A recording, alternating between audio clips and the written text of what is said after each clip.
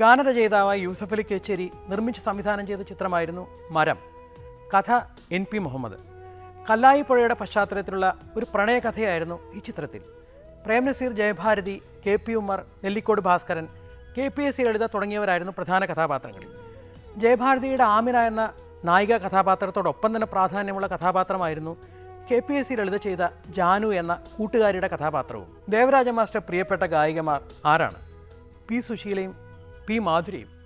ഇവർ രണ്ടുപേരും ചേർന്ന് ഈ ചിത്രത്തിലൊരു ഗാനം ആലപിച്ചിട്ടുണ്ട്. ജയഭാരതിയും ലളിത ചേച്ചിയും ചേർന്ന് പാടുന്ന മനോഹരമായൊരു ഫീമെയിൽ ഡുവറ്റ്, കല്ലായി പുഴയൊരു മണവാട്ടി. കേൾക്കാം നമുക്ക്.